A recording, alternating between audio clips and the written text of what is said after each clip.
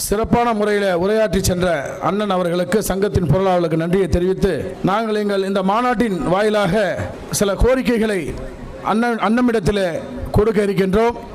அதை அரசாங்கத்திடத்தில் பெற்றுத்தர வேண்டும். நான் ரொம்ப பகிரங்கமாக நடந்துக்கக்கூடியவன், பேசக்கூடியவன். நான் இந்த சங்கத்தை ஆரம்பித்து 3 ஆண்டு காலம் ஆகின்றது. 4வது வருடத்திலே இருக்கின்றோம். நிறைய விஷயங்களை நாங்கள் செய்து வருகின்றோம்.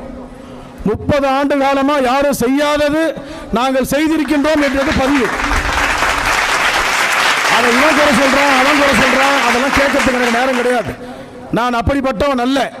நான் அதற்காக இந்த சங்கத்தில் தலைமை தாங்கல.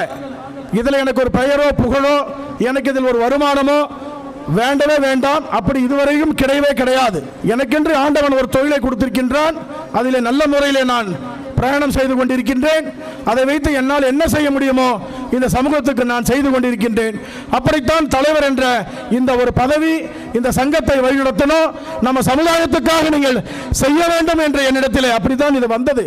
அப்படித்தான் இதை நான் எடுத்து செய்கின்றோம். இது முதல் மாநில மாநாடு. 30 ஆண்டுகளுக்கு யாரும் செய்யல. கிராமணியில் 1980, 70, 90 என்று தான் என்னிடத்தில் பதிவுகளை பதிவிட்டார்கள். ஆனால் சொல்லும் பொழுது நமக்கு அது சந்தோஷமாக இருக்கிறது, உற்சாகமாக இருக்கின்றது. தொடர்ந்து இதுபோல் மாநாடையும் ஆண்டு விழாவையும் நடத்துவோம். அடுத்த வருடம் மார்ச் அல்லது ஏப்ரலில் கலைமாநகர் அரங்கத்தில் 5000 பேரை வைத்து ஆண்டு விழா நிச்சயம் நடத்தி காட்டுவோம்.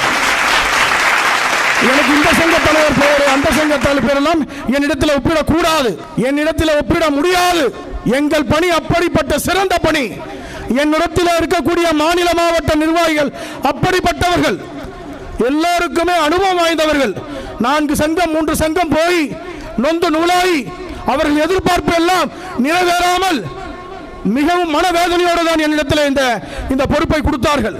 ஆகையாலே நிச்சயம் நான் இதை பெரிய ஒரு விஷயமாக்கி பெரிய இடத்துக்கு நான் எடுத்து செல்வேன் என்று கூறி, அதே போல என்னப்பா இப்ப போய் சமுதாய தலைவர் KVS சாதி தலைவர் என்று சொல்லிக் கொள்கின்றார்களே, எப்படி இதை KVS எடுத்துக்கொண்டார்?